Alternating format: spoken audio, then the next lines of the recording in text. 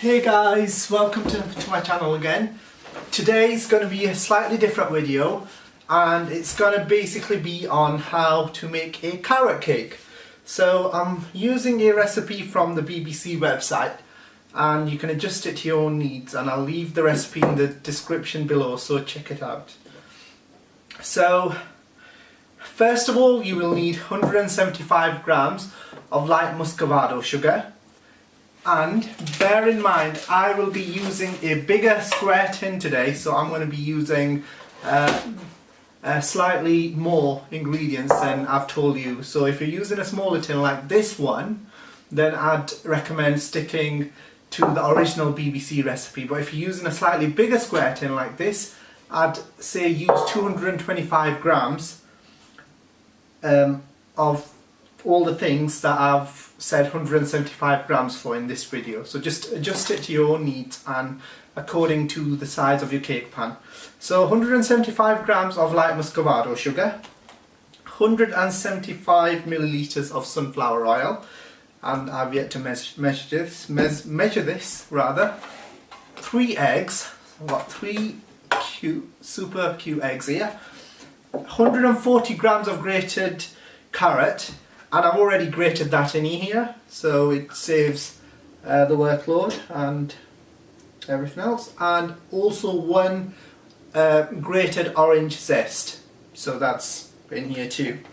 You also need a teaspoon of bicarbonate of soda, 100 grams of raisins as well, which I am not a fan of personally, so I've adjusted that to just put a few handful of other chopped Brazils, ground almonds, and I've got chopped dates and walnuts here as well. So bear that in mind.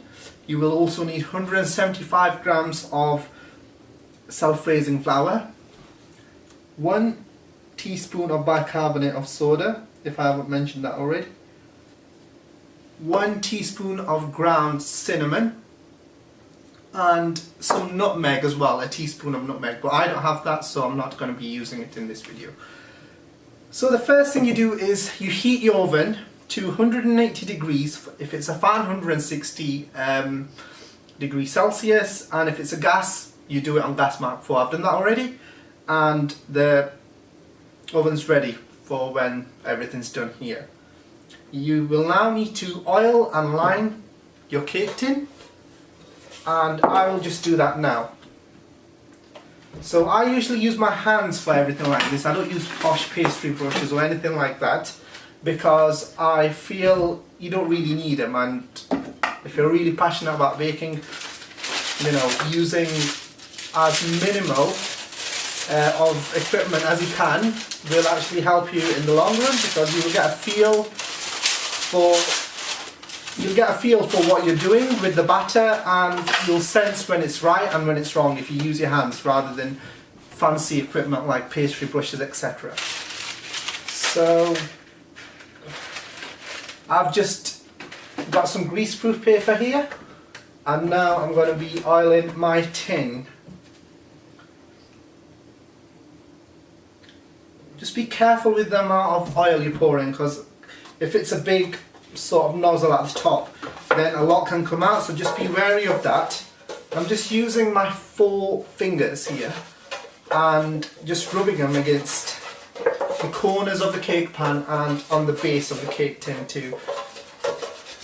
And now I'm just going to put this here, put this inside now, the greaseproof paper, and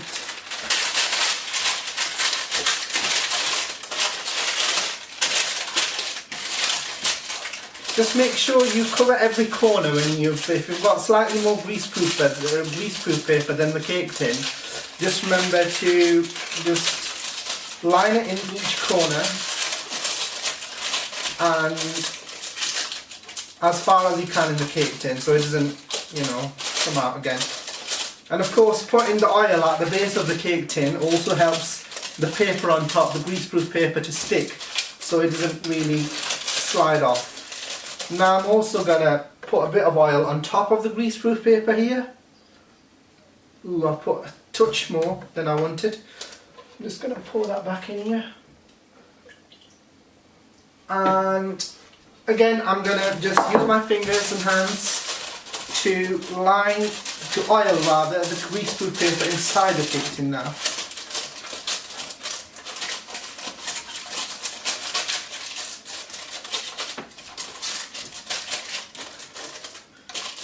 And now that's ready. That's all oiled and everything's good to go.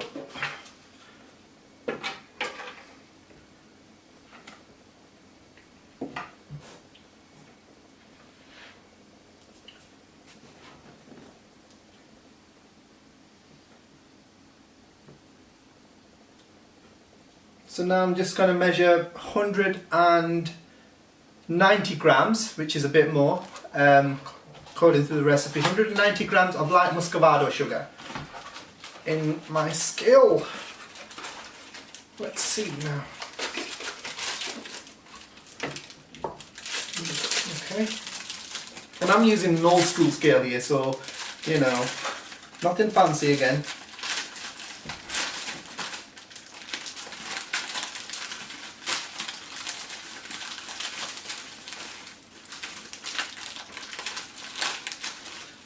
Smell is really amazing now. Okay, I think we're nearly done now. And there we have it. I've just measured 190 grams.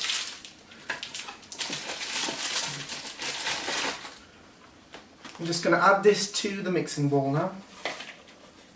And I'm going to measure, I'm now going to actually break 3 eggs into the bowl. So again, be careful with this, you've got to have quick hands and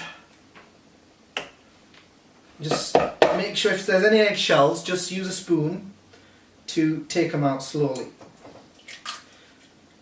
I've got quite a few eggshells here, so I'll have to do that. Okay, nice. And I'm using 3 large eggs here, by the way. So, yeah. So I'm just taking some eggshells out now. And nearly done.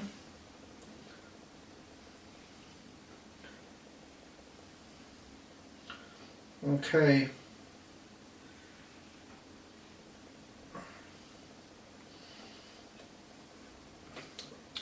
There we are now. Now I need to add, let's see.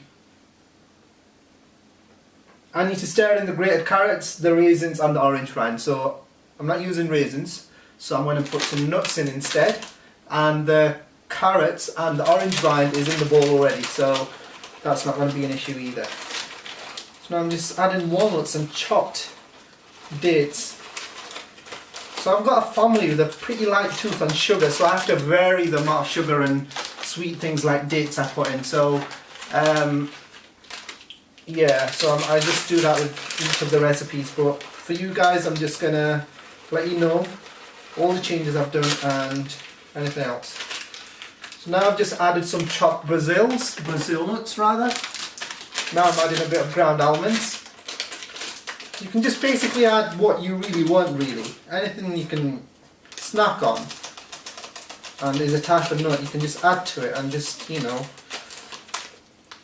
experiment around and see what works for you. Well, I like this combination.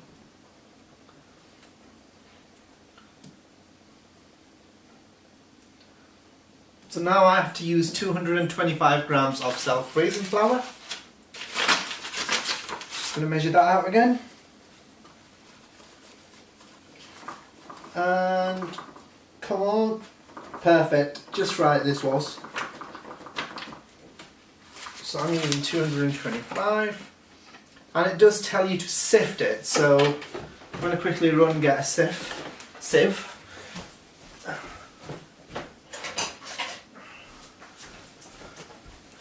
And I've got a small sieve, so bear with. So yeah, I'm just sieving all this in slowly. And again, if you've got a smaller sieve at home and not a larger one, just a sieving technique or how efficient to sieve efficiently rather, just put your palm against the sieve and just tap the sieve against your palm, and that should, you know, help you sieve things faster without making a mess around you. So I'm just doing that now.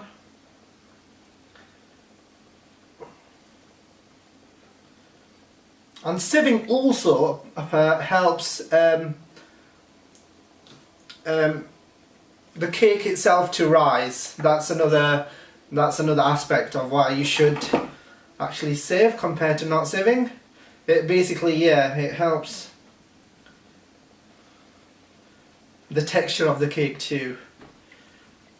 So I'm just doing that, and like muscovado sugar does the same compared to perhaps granulated sugar. It gives the carrot cake its nice moist texture that you wouldn't get otherwise if you used a different sugar. Again, it changes the colour too of the cake. And yeah, just so a few things, if you know, a few interesting things. And as you can see, I'm just using a single bowl, I'm not using anything else. So it's, you know, it shouldn't be, the washing up shouldn't be too much at the end. Okay, I've sieved that, rather. Now I need to get 1 teaspoon of bicarbonate of soda, which is this stuff here. I got it from Asda. Like, majority of these things are actually from Asda, and I get the cheapest versions. Like here, I've got self-raising flour, which is smart price. So don't worry about, you know, getting posh ingredients. You can get away with using, you know, the cheapest ingredients, which are great value for money, and don't really make a huge difference on the taste of the cake itself. So I'm just gonna, you know, guess around a teaspoon, and that's around a teaspoon, I'd say. Just sieving that into, and that.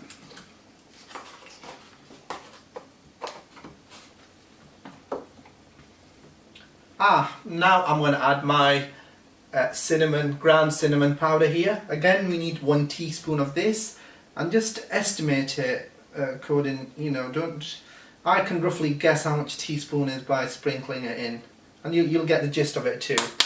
And it gives a nice nutty flavour to it.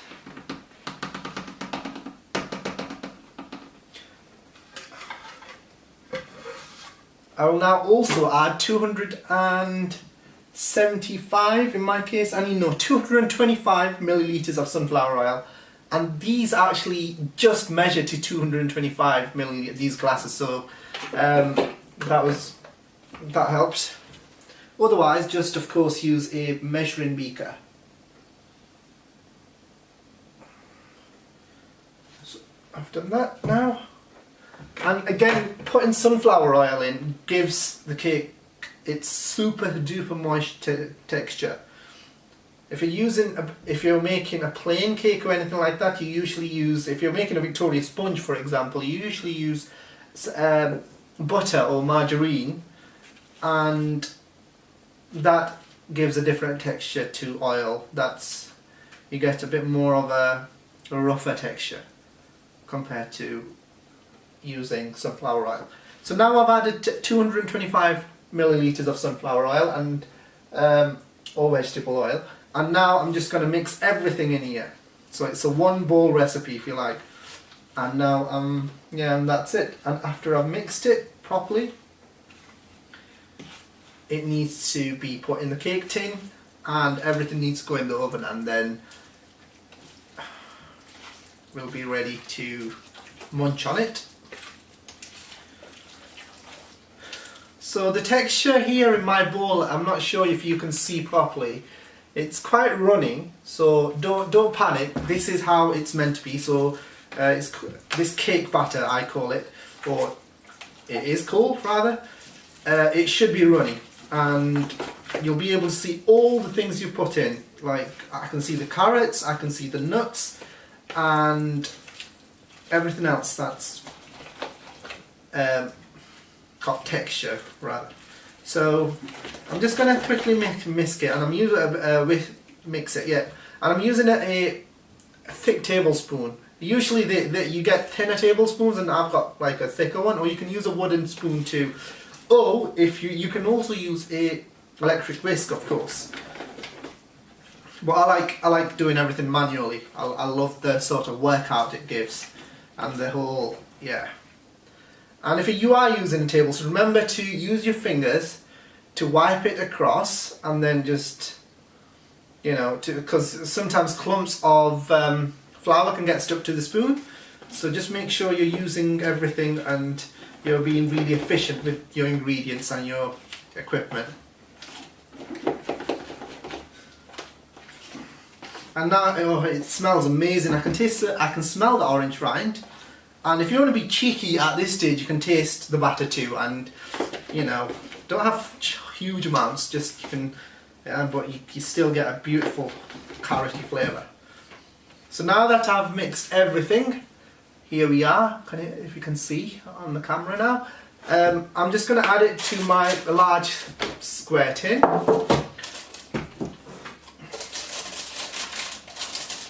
And remember, if at this stage, if any of your greaseproof papers come away, just make sure you just line it with your fingers again. Just push it, tuck it in the corners. I'm just going to spoon everything from the bowl.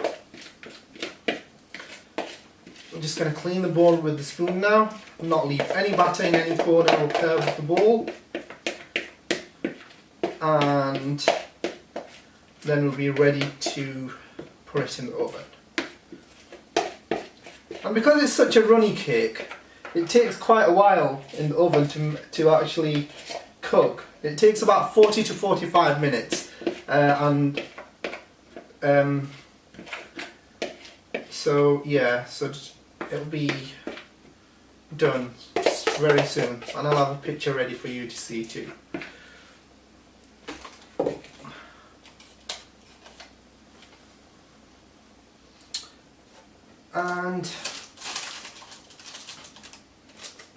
And with runny mixtures like this, it's good because they actually just fill up each corner of the cake tins, or if you're using a round pan, it just leaks to the sides, so you don't really need to use a spoon.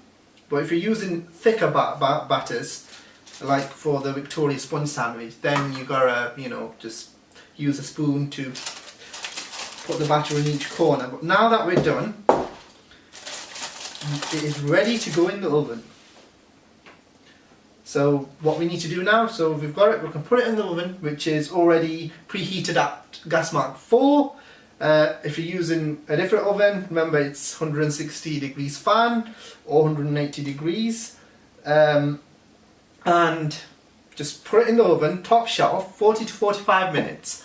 And to check if it's cooked, you just put your hands or your top 4 fingers and just squeeze the middle of it, and if it rises to the top, that means it's cooked. Another way is just poke a knife in the centre, or in 3-4 times maybe around the cake, and 1 time in the centre, and if it comes out clean, that's another signal that the cake is beautifully cooked. So now I'm just going to pop it in the oven and come back to you guys with a picture of how the cake was turned out. So thank you for watching, guys, and I hope you have a beautiful day. Subscribe, like, and let me know of any other recipes that I can make, and I'll try and be way more consistent than I have been, so I want to apologise for that on the uploading side. So thank you for watching again, and take care. Love you all. Bye.